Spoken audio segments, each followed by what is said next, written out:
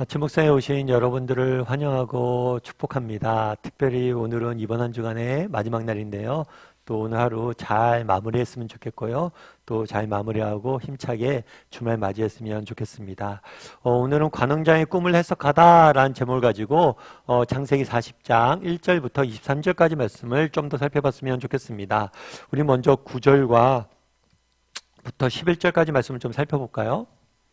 술 맡은 관원장이 그의 꿈을 요셉에게 말하여 이르되 내가 꿈을 보니 내 앞에 포도나무가 있는데 그 나무에 세 가지가 있고 싹이 나서 꽃이 피고 포도송이가 익었고 내 손에 바로의 잔이 있기로 내가 포도를 따서 그 즙을 바로의 잔에 짜서 그 잔을 바로의 손에 들였노라. 예, 요셉이 지금 감옥에 갇히죠. 그런데 감옥에 갇혔는데 어떤 감옥에 갇혔냐면 보디발의 감옥에 갇힙니다. 그런데 이것은 주로 정치범들이 갇히는 감옥이었어요. 그래서 그 당시 요직, 굉장히 중요한 관직이었던 술 맡은 자와 떡 맡은 자가 갇히게 되죠. 그런데 이 술 맡은 자와 떡 맡은 자가 꿈을 꿔요.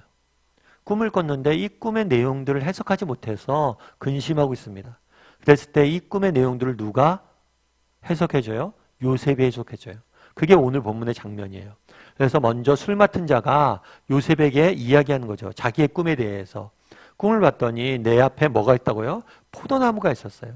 그런데 이 포도나무에는 가지가 세 가지가 있었어요. 그런데 이 가지에서 싹이 나고 꽃이 피고 포도송이가 익었는데 이 포도송이를 가지고 뭐예요? 내가 즙을 짜서 바로의 잔에 드리는 꿈을 꾼 거예요. 이 꿈의 해석인 내용이 뭐냐는 거죠. 그랬을 때 이것을 해석합니다. 요셉이. 12절과 13절 말씀을 같이 한번 읽어볼까요? 같이 읽도록 하겠습니다.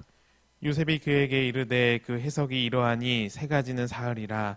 지금부터 사흘 안에 바로가 당신의 머리를 들고 당신을 정적으로 회복시키리니 당신이 그 전에 술 맡은 자가 되었을 때에 하던 것 같이 바로의 잔을 그의 손에 들이게 되리라.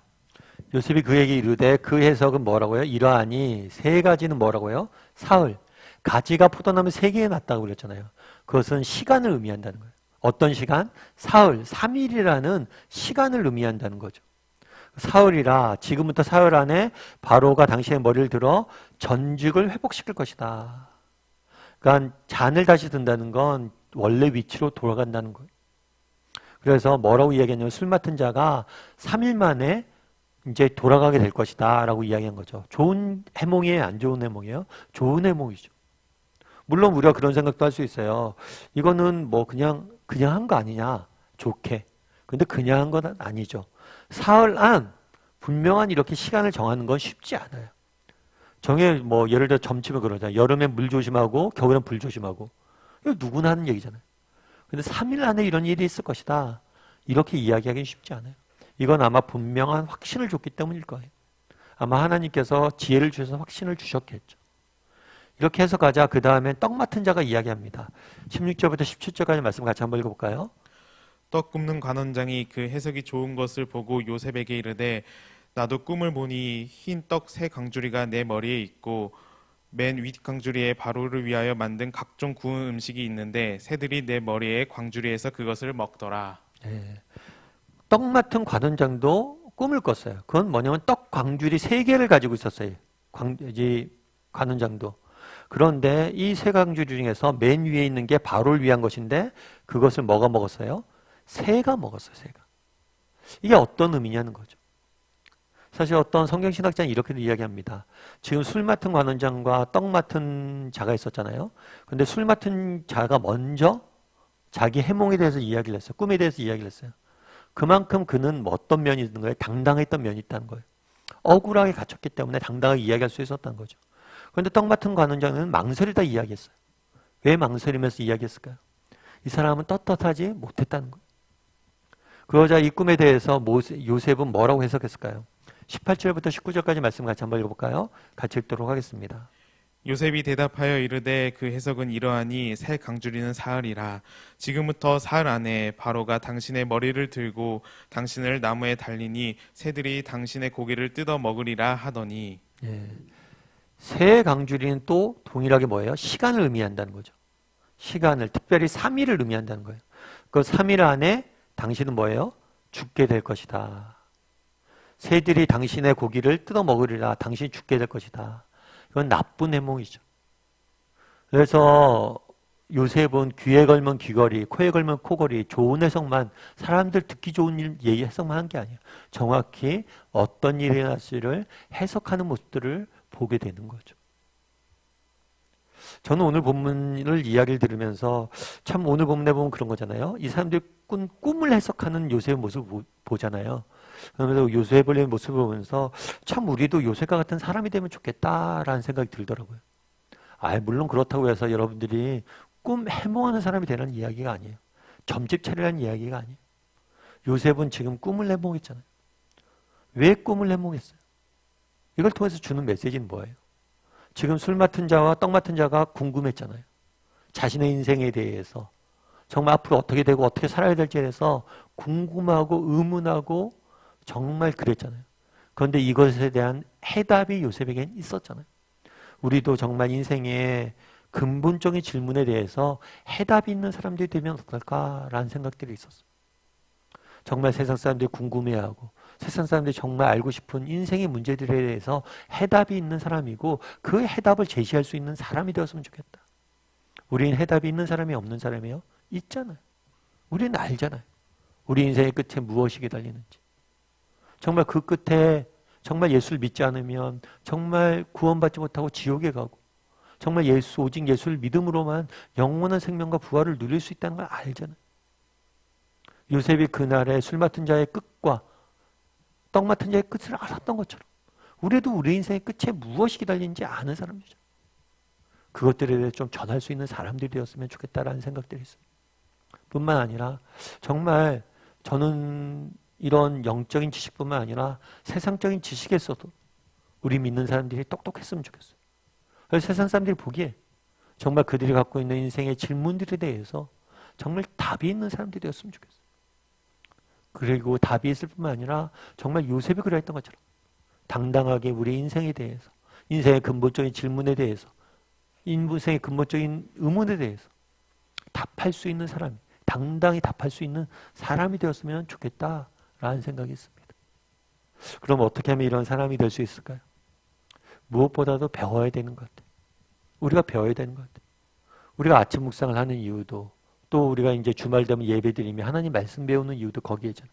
하나님에 대해서 배우고 하나님이 이 세상을 어떻게 지으셨는지 우리 인생을 어떻게 인도해 가시는지 배웠으면 좋겠어요.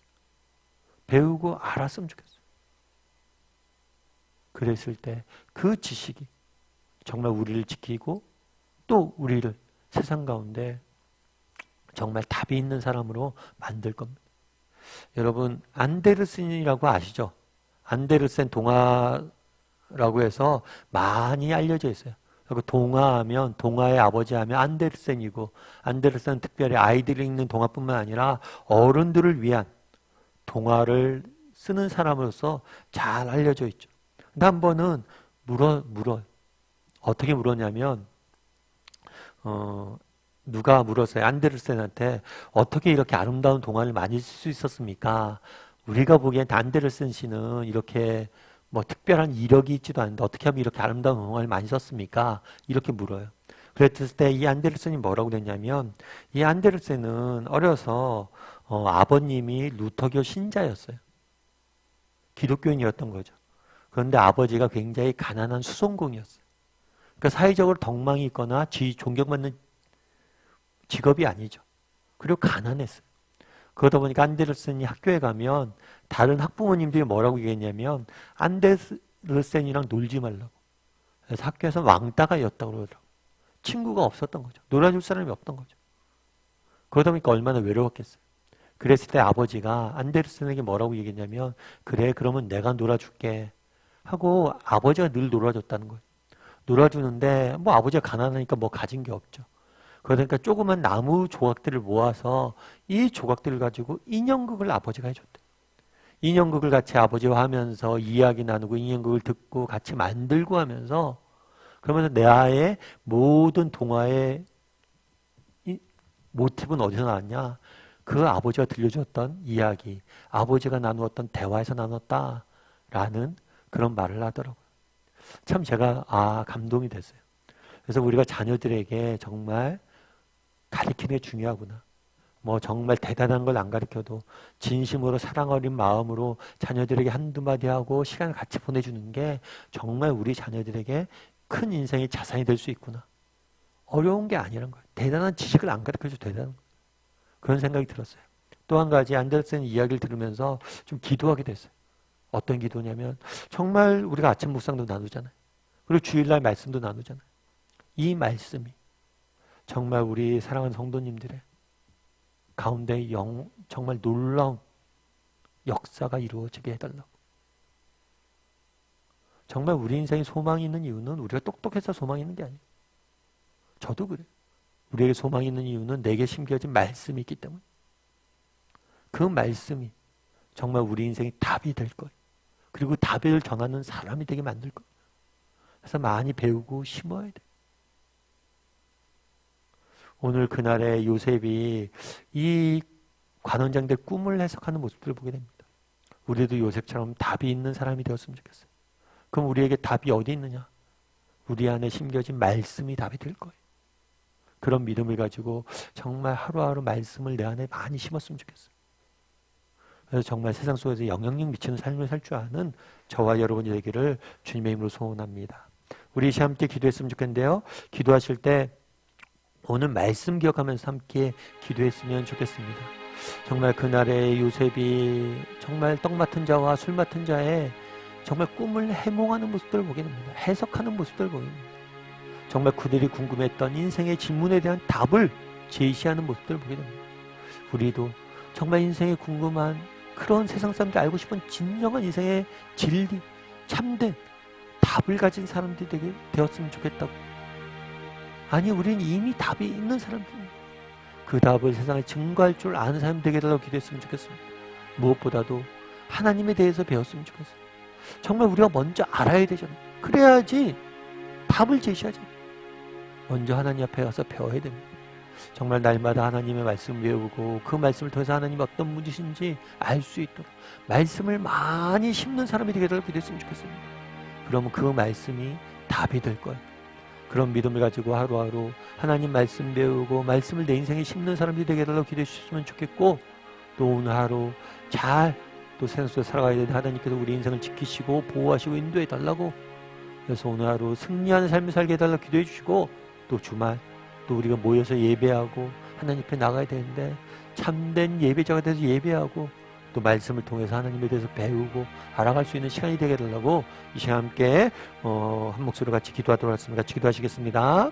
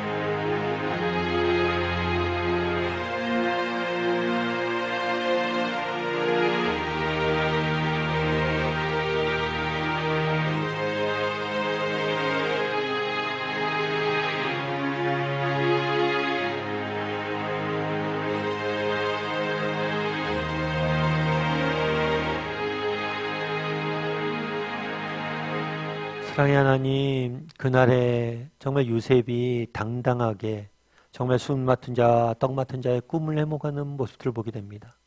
정말 그들이 갖고 있었던 인생의 정말 근본적인 질문에 대한 답을 제시하는 모습들을 보게 됩니다.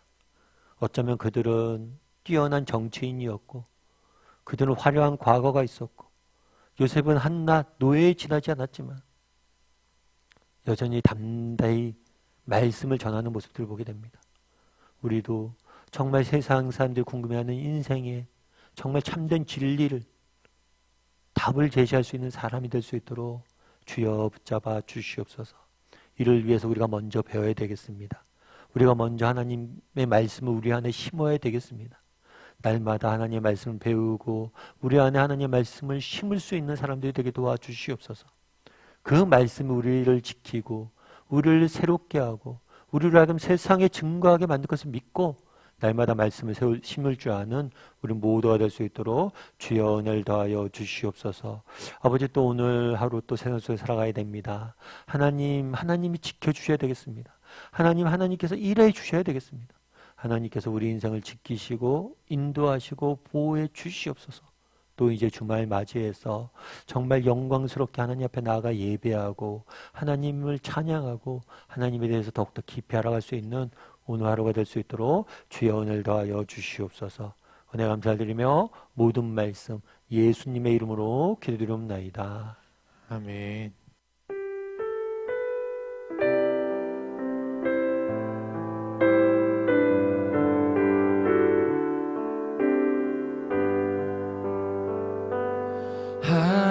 하늘에 나는 새도 주 손길 돌보시네. 온 땅에 충만한 주 사랑으로 내 마음을 덮으소서. 주 나를 부르셨네. 주의 영광 위에 모든 사랑 이끄소서. 주의 영광으로 주 말씀 향하여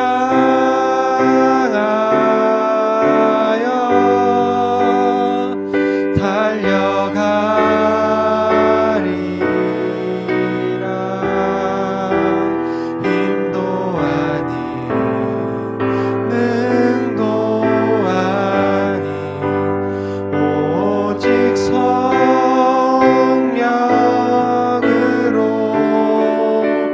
주 얼굴 향하여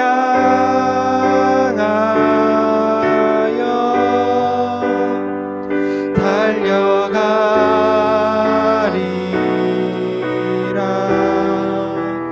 오 주의 영광 안에 살게 하소서. 말씀 향하여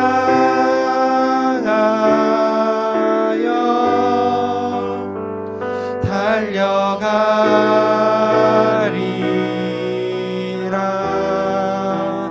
힘도 아닌 능도 아닌 오직 성령으로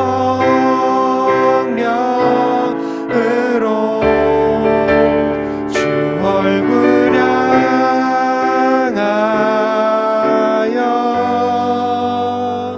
달려가리라.